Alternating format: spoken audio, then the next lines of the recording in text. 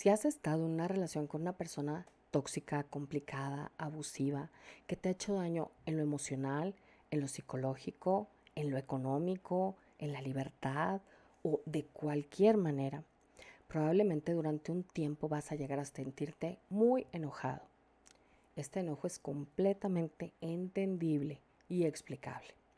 Este enojo te va a dar energía que necesitas o para marcar límites o para alejarte o para ir buscando información que te ayude a entender qué fue lo que pasó, porque estas relaciones durante un tiempo son muy confusas y precisamente por la naturaleza del abuso emocional, del abuso verbal, del abuso psicológico, parte de lo que más hacen es jugar con tu percepción de la realidad, manipularla para sacar provecho de ti, pero con esto te confunden. Y al final te puedes llegar a sentir crónicamente triste, ansioso, insuficiente, con la autoestima baja, muy perdido, pensando que además tú tenías la culpa de ciertas cosas. Posiblemente durante mucho tiempo trataste de esforzarte más, de ser suficiente, de ser escuchado, de ser querido, de arreglar la situación.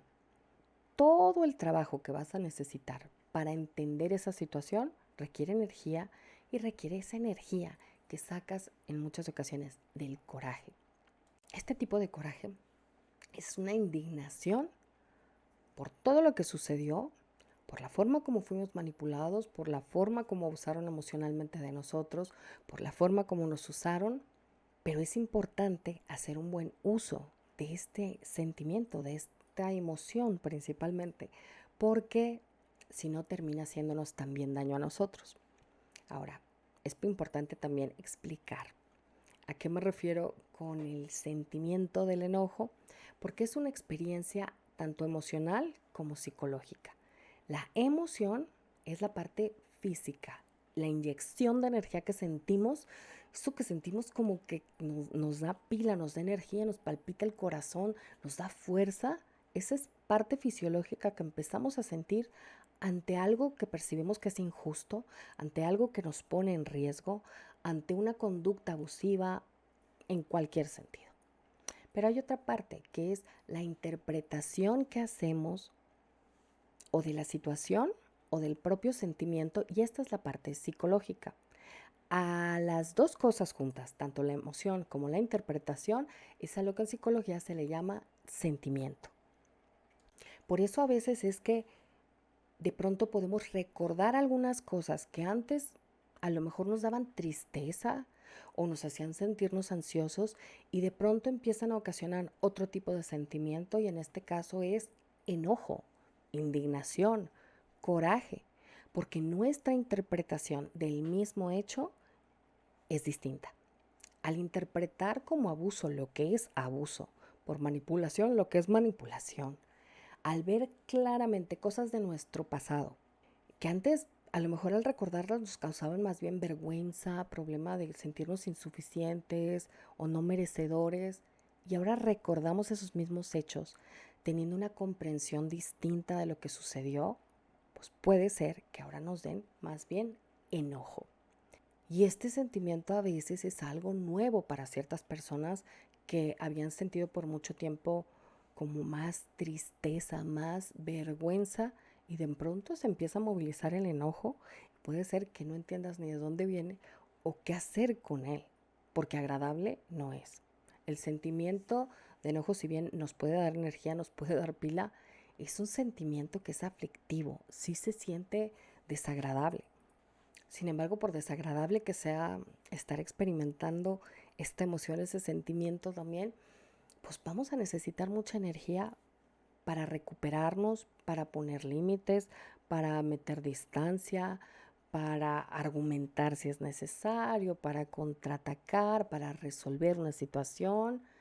Y esto es parte del proceso de recuperación de nuestras vidas después de una relación muy abusiva o después de darnos cuenta del daño que hemos recibido y querer no sentirnos como nos sentimos, o avergonzados, o impotentes, a veces devastados, a veces muy tristes, y queremos recuperarnos. El daño, si es una relación muy larga, probablemente está en muchas áreas de tu vida: económica, autoestima, amigos, libertad, porque muchas de estas relaciones te van aislando porque controlan mucho tu libertad y probablemente también estés en un estado de mucha soledad y todas estas cosas requieren mucha energía irlas resolviendo. También el hacer conciencia del abuso oculto, del abuso encubierto, del que hemos sido objeto por parte de una persona que a lo mejor creíamos que confiábamos en ella, ya sea, no sé, como terapeuta, como líder, como pareja, como jefe en el trabajo,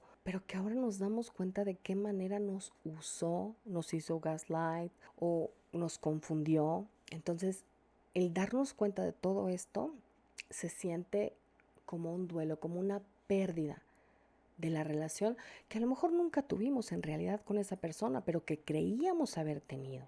Una cosa es que esa persona no haya sido lo que nosotros creíamos y otra muy distinta, que no le vayamos a hacer el duelo a la persona que creíamos o queríamos tener y que ahora nos damos cuenta o que no está, o que no fue, o que nos vio la cara, que nos lastimó.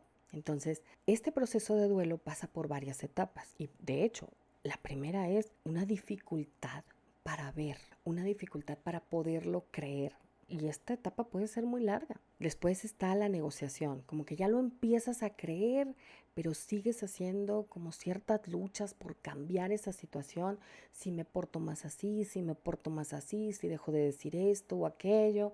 Y a lo mejor haces todo un intento de modificar la situación. Pero llega un momento donde de verdad pasa algo fuerte, con lo que te das cuenta que no va a cambiar la situación y que hagas lo que hagas, la realidad del otro es lo que es. La realidad de la relación es lo que es. En ese momento puedes llegar a sentir o mucho coraje o mucha tristeza. Y este es el camino por el cual vas a llegar al proceso de aceptación y salida del duelo. Entonces, a veces se vive primero la tristeza, a veces se vive primero el enojo, pero estas etapas son normalísimas en ese proceso de duelo.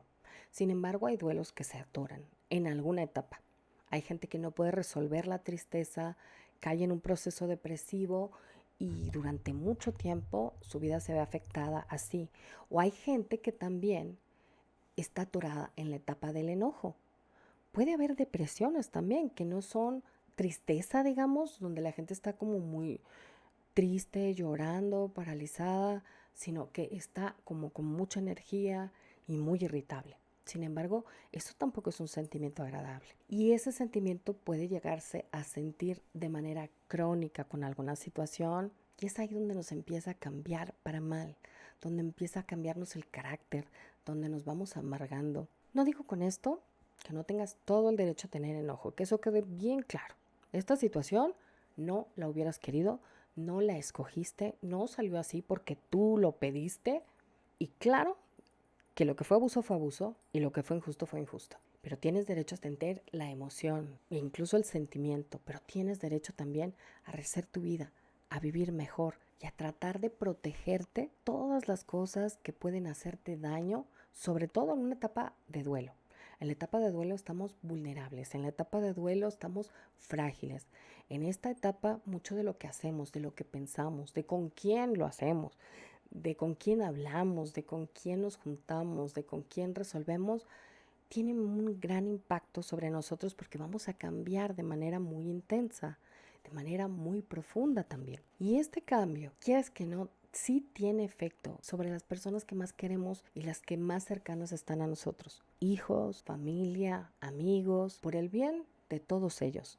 Y por el bien de nosotros también, el poder manejar el enojo sanamente sin que eso nos haga daño a nosotros es esencial. Es parte del proceso de recuperación, de la felicidad, de la alegría, de la capacidad de sentirnos seguros otra vez siendo quienes somos. Llega un momento en el que puede ser que simplemente al pasar por la etapa del enojo en el duelo, llegues a sentirte cansado de sentirte así. A lo mejor cada vez que vayas a esa persona te estabas enojando o haciendo coraje por distintas cosas, por su manera de hablarte, por su manera de ser, por la manera de manejar las cosas, o cuando te acordabas, o cuando alguien te habla de esa persona y sientes ese enojo. Pero llega un momento que también te das cuenta que a lo mejor ese enojo no le está haciendo ningún daño a esa otra persona, pero tú ya te estás cansando de sentirlo porque a ti te está haciendo sufrir. Y no nomás eso, el rumiar mucho acerca de lo injusto que fue, de lo malo que pasó, de cómo es esa persona, no sé, de desagradable, de injusta, de abusiva. A veces estar pensando demasiado en eso nos quita mucho de la energía psicológica y de la atención que necesitamos para vincularnos en tiempo presente con aquellas personas que sí están en nuestras vidas, familia e hijos, amigos, que no nos hicieron todo eso en el presente, que no nos están haciendo todo eso en el presente, con los que podemos llegar a tener vínculos que valen la pena, pero el enojo puede mantenernos, tanto como la tristeza, atascados en el pasado si no sabemos qué hacer con él. Esta información está tomada de un libro de Carol Travis que se llama Anger, es mi interpretación, pero habla de muchas investigaciones que se han hecho acerca de qué sucede con el manejo del enojo y qué tipos de manejo del enojo pueden llegar a ser sanos y qué otros que pueden llegar a hacernos mucho daño. Ahora, este es un ejemplo.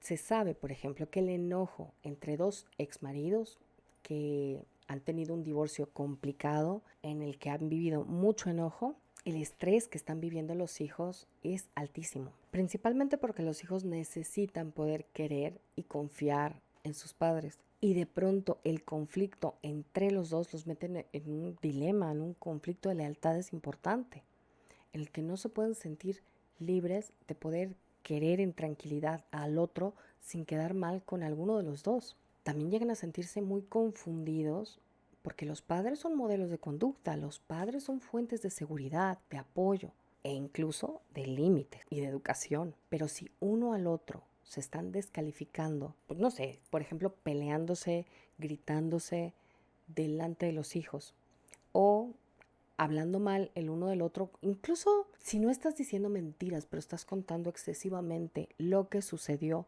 sin que esto le haga ningún bien a los hijos, no es información nueva, es desahogo, digamos, lo que les hace daño. Entonces, pues los hijos lo viven como una descalificación. Puede suceder que entre estas dos personas que hay conflicto, pues los hijos se queden como siendo su única fuente de referencia y de apoyo confiable, sabiendo que ni uno ni otro tiene la autoridad moral para poner ningún tipo de autoridad. Desahogarnos de lo que pasó con nuestros hijos les hace daño porque a lo mejor no tienen al mejor padre o a la mejor madre del otro lado, pero tienen necesidad de tenerlo y es normal. Entonces, cuando nosotros por enojo estamos constantemente hablando de eso, les estamos quitando a los hijos la calma, la paz, no solo con la otra persona, sino con nosotros en el momento de estar hablando este tipo de cosas. El ánimo de la situación cambia, la manera como nos relacionamos con ellos cambia. Y de hecho a veces el hijo en sí se puede volver invisible, tanto enojo que traemos y estamos hablando sin fijarnos cuál es la consecuencia que puede tener esa información para el hijo. ¿Le va a servir?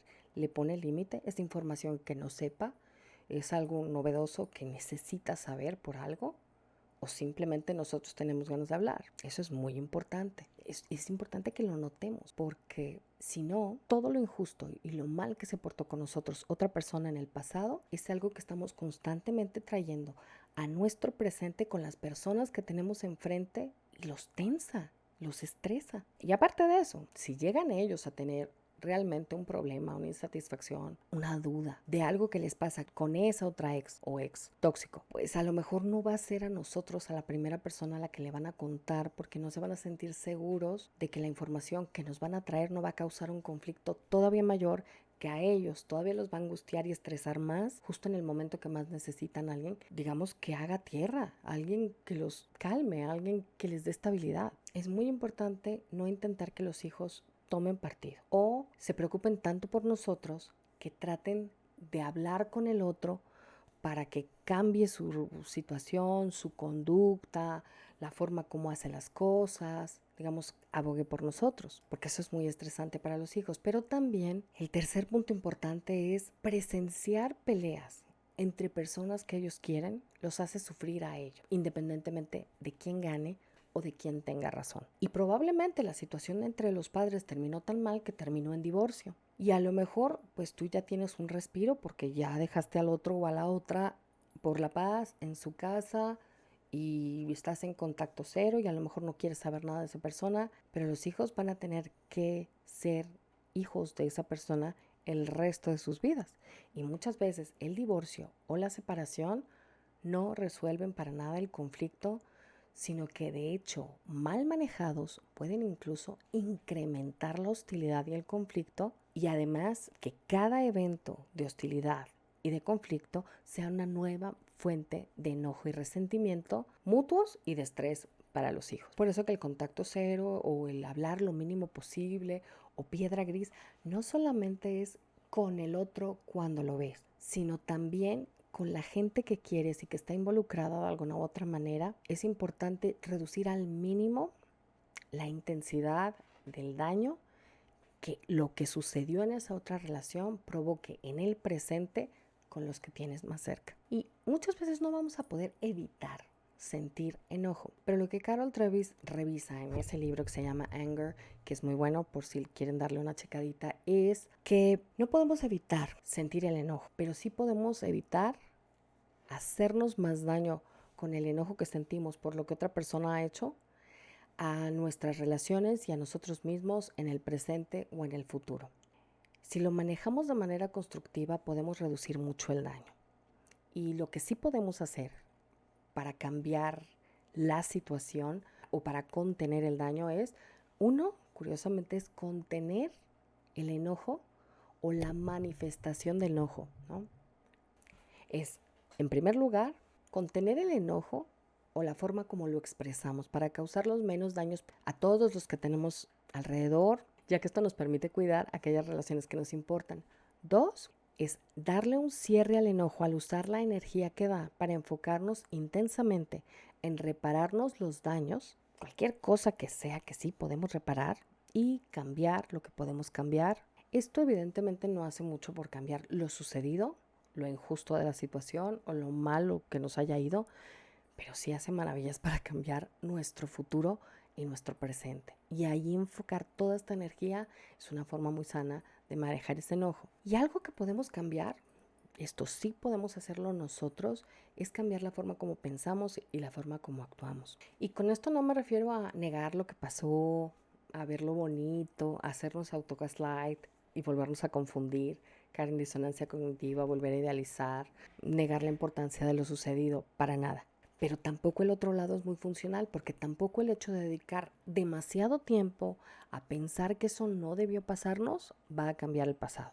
Y sin embargo, el estar rumiando esto mucho sí lo revive en el presente. Es decir, convierte esa situación del pasado en algo que atencionalmente está en nuestro presente todo el tiempo. Así que, sin negar ni invalidar lo sucedido o la importancia de lo sucedido, llegar a un proceso de aceptación de lo sucedido y soltarlo nos ayuda a dejarlo en el pasado, que es en donde pertenece. Y también para esto no nos va a ayudar mucho estar hablando demasiado tiempo, me refiero a mucho tiempo, durante mucho tiempo, con muchas personas acerca de lo que nos hicieron o de lo que nos sucedió, porque atencionalmente traemos al presente toda esa experiencia otra vez. Y la estamos reviviendo y reviviendo y reviviendo, y la volvemos a sentir incómoda porque nos está volviendo a lastimar. No quiere decir que no sea importante, quiere decir, haz el intento de poner tu atención en el presente. A ver qué les está pasando a las personas que están alrededor tuyo. ¿Qué te están contando? ¿Qué nuevo les ha pasado? ¿Cómo están? ¿De qué otra cosa podrías hablar con las personas si no hablas de lo que te pasó, de lo enojada que estás o de lo que te hicieron? Probablemente digas, pero entonces, ¿qué voy a contar? No tengo nada que contar si no cuento eso. Y eso ya es muy significativo porque te dice que tanto mentalmente tu energía quedó atorada en esa situación. Es entendible y por un tiempo es probable que de verdad no sepas qué hablar con las personas más que de esto que te sucedió. Así que fomenta nuevas actividades, haz otro tipo de cosas. Y poco a poco en el presente, haciendo cosas distintas, vas a tener nuevas cosas que contarle, nuevas cosas que compartir con estas personas que tanto te importan en el presente, para que no te las siga robando lo que te pasó con esa otra persona en el pasado. Y de esto tenemos que cuidarnos mucho, porque las relaciones tóxicas terminan por ocupar demasiado espacio en nuestro disco duro.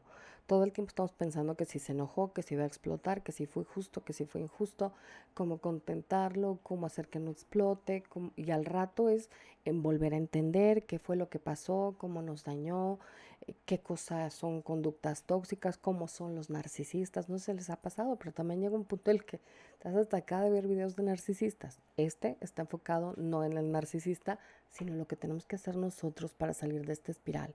Y esto es muy importante. No quiere decir que estamos negando lo que pasó, ni te voy a decir tampoco que tengas que negar la experiencia emocional vivida. De verdad no va por ahí. Pero la ciencia recomienda que para salir de esto lo más pronto posible, trates de poner tu atención en tiempo presente. Y parte de eso es cambiar el tema de conversación con personas a las que ya les contaste algunas veces lo que viviste. Es bueno desahogarte, pero con medida, porque si eso se convierte en pensamiento rumiante, llega el momento en el que, bueno, te estás desahogando para sentirte menos mal, pero realmente es que te estás volviendo a ahogar, te estás volviendo a cargar de ese mismo tipo de energía y de ese mismo tipo de conversación, y entonces no queda atrás, porque sigue formando parte del presente. Es probable, por ejemplo, que cuando ves a tus hijos en una situación complicada o tienes algún problema económico y empieces a pensar en lo injusto que es que tú te has quedado con toda esta responsabilidad y lo irresponsable que ha sido la otra persona, no quita que de verdad es cierto. Es injusto que el otro sea tan irresponsable. Y a lo mejor el otro ya se fue. Y los que están aquí son tus hijos que van a necesitarte para pasar un mejor momento y que también tú quieres pasar mejor momento con ellos, ¿no? Tú quieres que tu vida con ellos sea distinta. Es importante que uses aquí tu mente creativa para usar otro tipo de cosas que hacer con ellos. En situaciones económicas difíciles, que esto claro que nos llegó a pasar acá también a nosotros como familia, a veces puedes decir, bueno, pero ¿y qué podemos hacer si muchas cosas necesitan dinero y no las tenemos? Hay un montón de formas de jugar que no requieren dinero. Cocinar algo distinto, aprender a hacer galletas, muñecos de galletas, cosas de plastilina, pintar una pared, hacer un mural de lo que les dé las gana en el cuarto de alguno de ellos. A mí, de los videos que me parecen más terapéuticos de verdad de este tipo de terapia, son no los videos de narcisistas, sino los videos de do it yourself. Hay un montón de ideas de qué hacer con cerámica, con cemento, con macetas, con pintura, con plantas. Y todo eso los hijos te ven y no nada más sirve para pasar un buen momento con ellos. Sirve para que aprendan a jugar. Los adultos normalmente ya se nos olvidó jugar. Vamos a la escuela y nos dicen qué hacer. Nos dan una hora de recreo para jugar, en la que también muchas veces las actividades ya están planeadas. Hay que jugar en equipo algo, lo que sea. Regresas y la tarea va a ser esta. Y en la tarde el trabajo es esto. Todo está organizado de modo que se nos olvida jugar. Se nos olvida crear, se nos olvida conectar con el presente.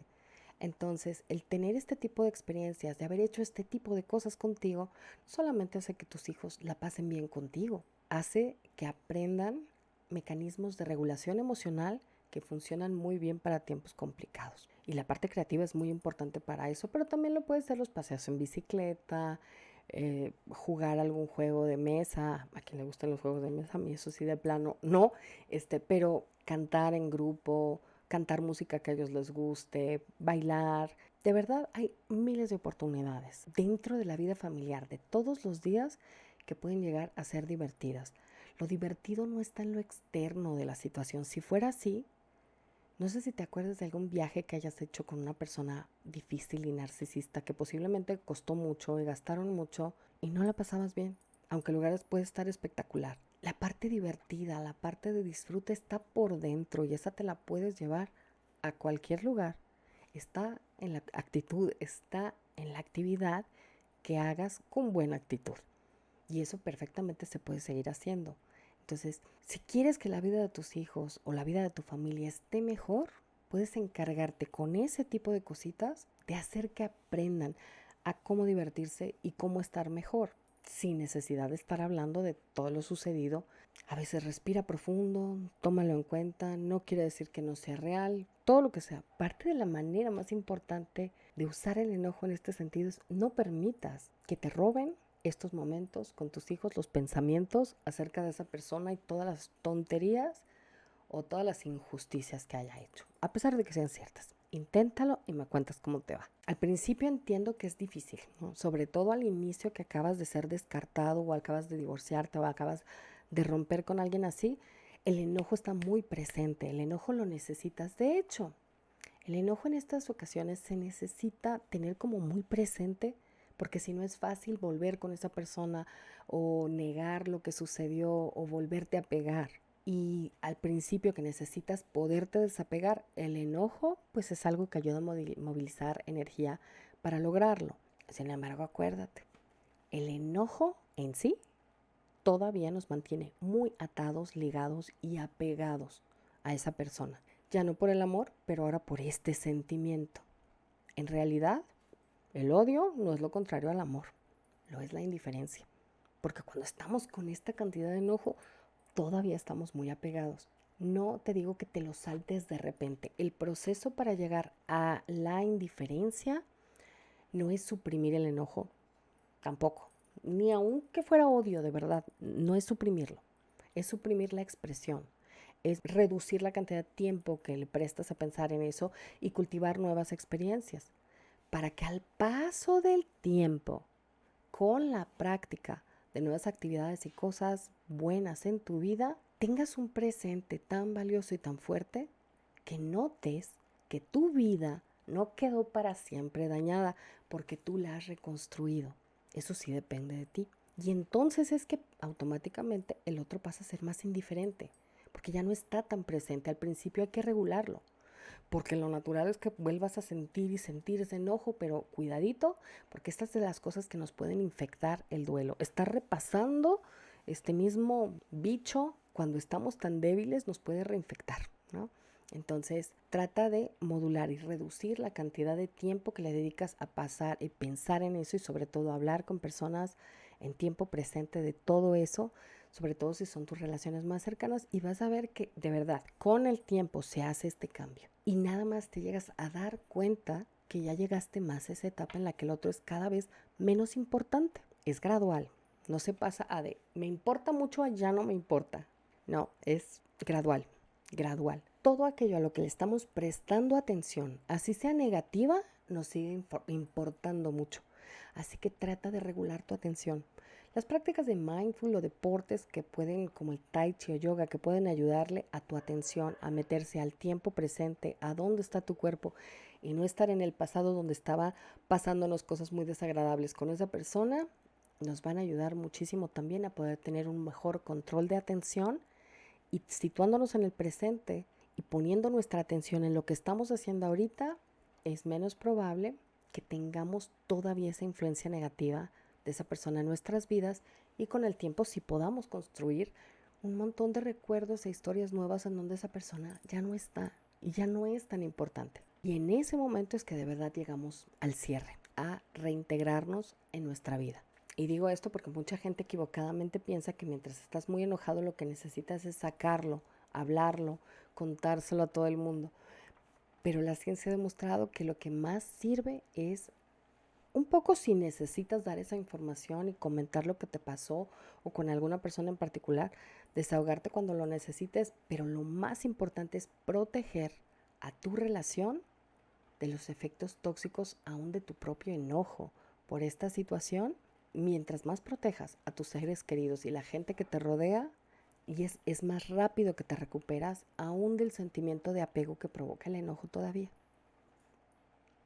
Ahora, si esto todavía te está pasando con cierta intensidad y dices, ya quisiera yo que no me importara y te presionas por esto y quisiera saber qué tan normal es, si todavía estás muy enojado o no, te diría que el cuerpo no la pasa bien. Cuando rompemos una relación de vínculo importante para nosotros, un vínculo muy fuerte, sobre todo el de pareja, el estrés es muy intenso, el dolor es muy intenso, vamos a sentir que se nos olvidan las cosas, que no podemos concentrarnos en lo que estamos haciendo, que el pensamiento se vuelve muy rumiante y que pasamos de tristeza a enojo de manera ondulante por un tiempo. Este tiempo puede ser muy normal que sea de 1 a 2 años, 2 años a 3 en el caso de relaciones muy largas, pero ya de los 2 a los 3 años debería de ser mucho menos.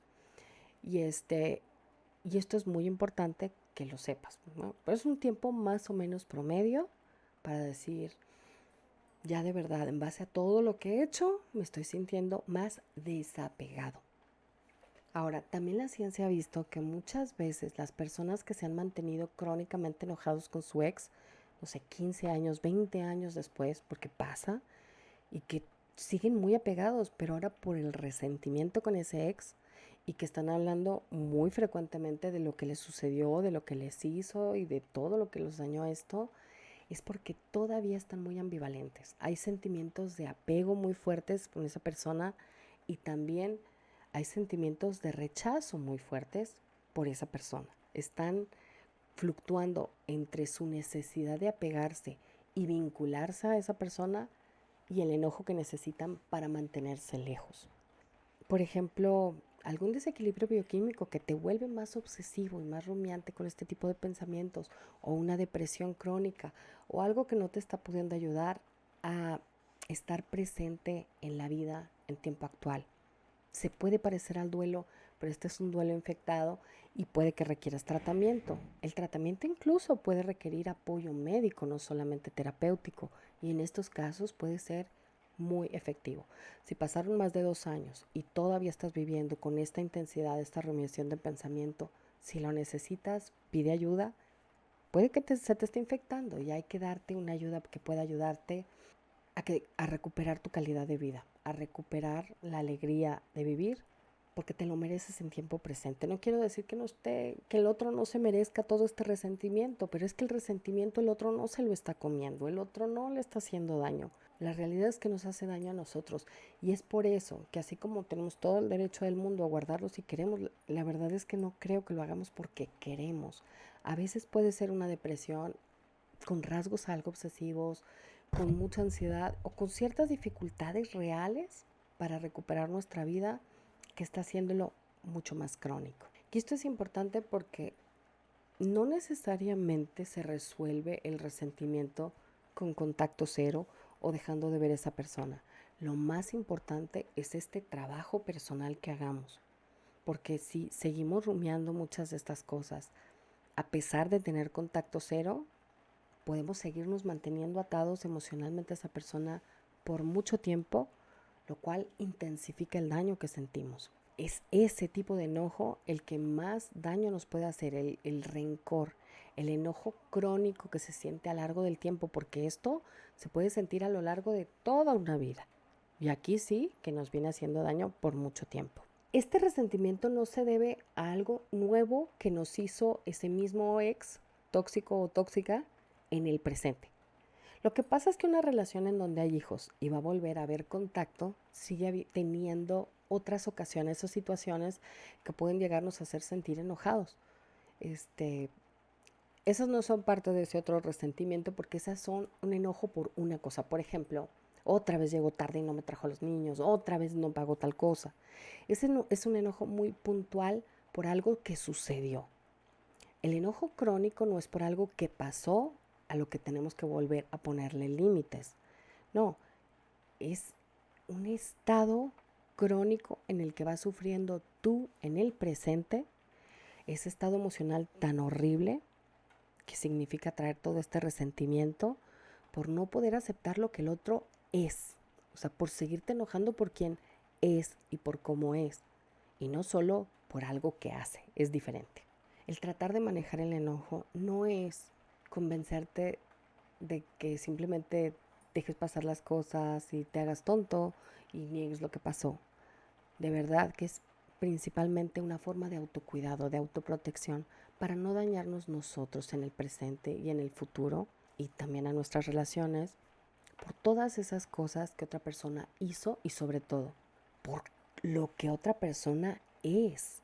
Así que obsérvate y pregúntate de manera muy honesta, pero también muy meditada. Entiendo, puedes tener todo el derecho del mundo a estar enojado y en algún momento va a ser muy necesario, pero pregúntate mucho si eso que tú estás haciendo con tu enojo, y el hacer no me refiero únicamente a conducta, sino cantidad de tiempo dedicado a pensar, forma de hablar, te está realmente haciendo sentir mejor, te está aportando soluciones y respuestas, o te sigue haciendo más daño. Si la respuesta es te sigue haciendo más daño, hay que tomar cartas en el asunto. Porque esto puede pasar cuando, por ejemplo, has dependido mucho tiempo de esa persona. Por muchos años puede pasar. Y durante ese año te cuidaste poco a ti, cuidaste poco tu vida personal y social. Y ahora que se fue, no tienes algo con que llenar ese espacio de tu vida. Podría suceder que entonces empieces a llenar con el resentimiento el mismo espacio que ahora antes llenaba esa persona en tu vida. Y eso no te permite soltar porque de alguna manera no estás haciendo algo por llenar esos huecos de espacio en el presente y sigue manteniendo a esa otra persona en tu corazón, en tu atención y en tu vida en el tiempo presente y no te permite soltar. Soltar a veces entiendo que da miedo, pero no es binario, no es tanto como que soltar es absoluto y te vas a quedar como perdido en la vida. Soltar se puede hacer, soltar un rato de pensar en eso y tomar un libro de otro tema, de preferencia no narcisistas, tomar una película de otra cosa, pintar un cuadro, meterte a clases de baile, algo que te permita centrarte en tu presente. Cuando veas que estás haciendo demasiado este tipo de pensamientos rumiantes, es muy importante que regules tu atención. Porque algo que pueda hacer de verdad que no puedas soltar es que estés usando el enojo como forma de vinculación. Inconscientemente, esto no es algo que hacemos consciente, pero es tanto el espacio que ocupó la otra persona que ahora ese enorme vacío no sabemos qué hacer con él y probablemente no tengas que tener todas las respuestas o saber qué hacer con todo ese enorme vacío, pero con regular tu atención un rato, tiempo presente en algunas cosas, en el momento puedes estar llenando ese vacío de algo mucho más sano. Date la oportunidad. También a veces es que mantenemos el enojo mucho tiempo porque si no llegamos a sentir dolor. O sea, si no estamos enojados, nos sentimos muy tristes. Y al sentirnos muy tristes, queremos buscar a esa persona y volverla a conectar o contactar. Y entonces nos volvemos a enojar y acordar de todo el daño que nos hizo. Si te fijas, de hecho, es una recomendación que hacemos al inicio cuando te vas a separar de alguien.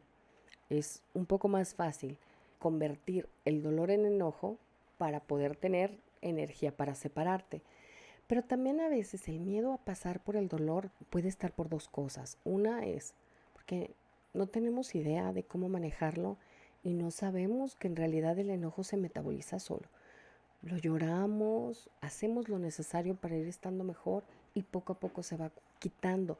Pero también puede ser otra la causa y es que hayamos tenido un estado no de tristeza, sino de depresión, que aunque se parecen mucho, la tristeza es un sentimiento que entra y sale. O sea, pasa algo triste, lo lloramos, puede durar media hora, una hora y se va quitando.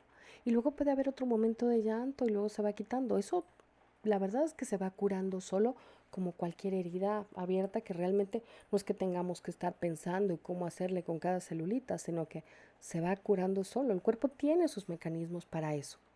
Lo mismo puede suceder con la tristeza. Pero la depresión no. La depresión es una respuesta anormal a estas cosas en las que el sentimiento de tristeza no se quita, queda por años. Entonces, claro que a mucha gente que ha experimentado depresión o está pasando por depresión le da pánico llegar a sentir más tristeza porque es como si nunca se le fuera a quitar. Si es el caso, el tratamiento para depresión puede ayudar muchísimo para que no tengas que estar transformando el dolor que estás sintiendo por la depresión en enojo. Esto es la razón por la que muchas personas que son crónicamente enojadas o resentidas es que en realidad están deprimidas, solo que para no paralizarse con la tristeza la están transformando en enojo. En resumen, el enojo es normal al inicio del duelo, pero si dura más de 2 años, quizá algo se esté complicando. Si este es el caso, no te enojes contigo, mejor atiéndete. Es probable que necesites ayuda. Es normal sentir miedo o no saber por dónde comenzar a reconstruir tu vida. Y tal vez esto sea lo que te está manteniendo atorado en el enojo, el no saber por dónde empezar a reconstruir tu vida. Y es importante también que si estás sintiendo enojo contigo mismo, se le dé manejo a este sentimiento, porque también esto puede mantenernos en esta etapa como de dolor crónico y de enojo que es tan desagradable. Pero eso lo veremos en otro video. Por favor, si te gustó el video, regálame un like, y si quieres recibir más información acerca de este y otros temas similares, por favor, suscríbete al canal. Sugerencias de comentarios se aceptan, déjamelas en sección de comentarios o mándamelas a mi correo electrónico, que son una muy importante ayuda. Este canal está sostenido en base a todas las ideas de cosas que ustedes necesitan para empezar a salir del agujero en el que nos meten las relaciones con personas altamente narcisistas, egoístas o tóxicas. Me despido, te mando un enorme abrazo, con cariño, Ana.